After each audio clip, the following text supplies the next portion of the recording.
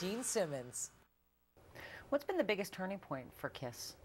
I mean, of all these years, there may have been a few, but is there one that stands out for you? You know, I will tell you that the thing bands fear the most is that the original members in the band will either become the cliche of cliches and succumb to chemicals and drugs and all this kind of stuff, and alcohol, and walk out and or get fired. And you think that without them, the band can't go on. Actually, it can go on.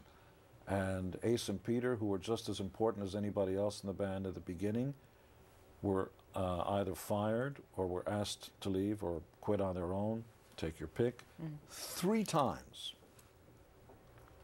And we've toured with them and without them, and we're bigger now than ever without them. And we've had something like 5 or 6 other members that came and went. Sure.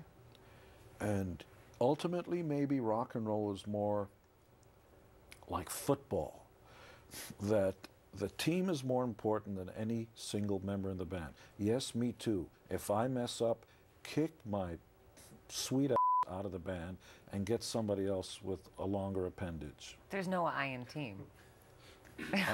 I'm sorry, I just had to let that last statement. There's no I in team? There's no I in team, no. But there is an M and an E. Are you writing all this down?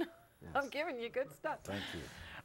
You know, one of the turning points I was thinking of, as far as at least just watching you growing up, was that 1983 taking off the mask on MTV when you guys performed without your makeup for the first time. We had 2 new members. We had Eric Carr and Vinnie Vincent. Yep. We decided, you know what, it's probably time to take the makeup off, because then you can face your own demons. Is KISS only about makeup and a stage show, or do you still have songs? Is it also about songs? So we tried it. Did you feel, was it, in your mind, was this going to be a make or break for you, or did you think it was going to take you to a different level? No, we were already too rich to care. You did? But there's no make or break. But okay. I thought we had something to prove to ourselves, and yet it was Paul who was much more comfortable without the makeup than myself.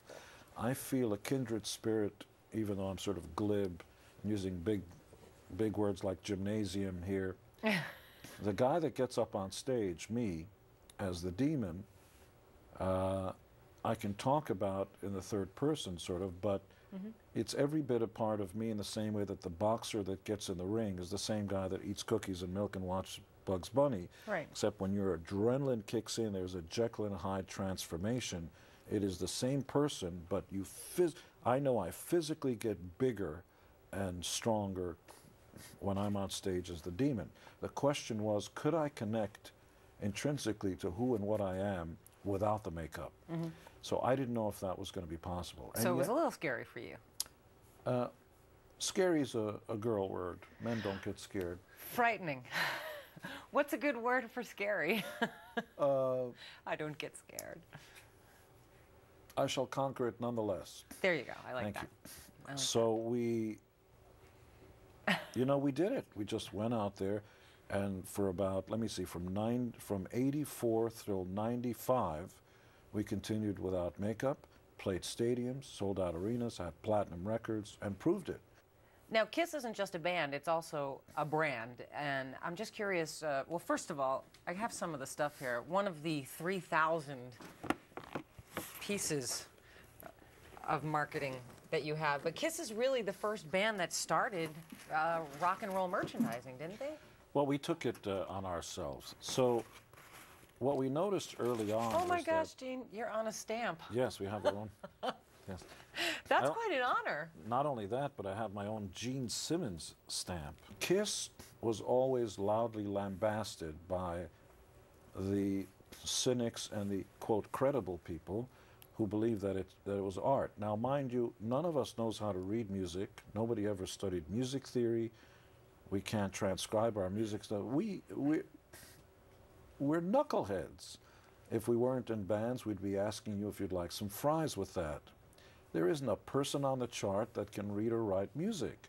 We just sort of go through it and we record it as we remember it. We write our own songs, but we're not qualified to do what we do. So for anybody in this world to even use the word art or credibility, they're on crack. So we always approach this as we're going to have an awful lot of fun, and there are no rules. Invariably, maybe that's what rock and roll is all about. You're not supposed to have rules. So anybody that says you're not supposed to do that as a band is a contradiction in terms. That makes sense. And All right, well, so the toys and the games were just an extension of who we are. You notice over here in the artwork, you don't even see guitars. No, actually, and that's it's precisely the point. The point, and those were album cover artwork. We are bigger than the guitars we play. There isn't a corner of the world where you can go and not know who Kiss is, whether you buy the records or not.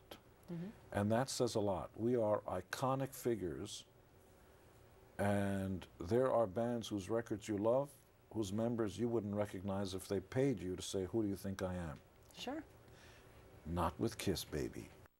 Every time I go into a restaurant, I'm going to put the back swill on with the special duck butter and stuff like that. I just want some grilled chicken, for God's sakes.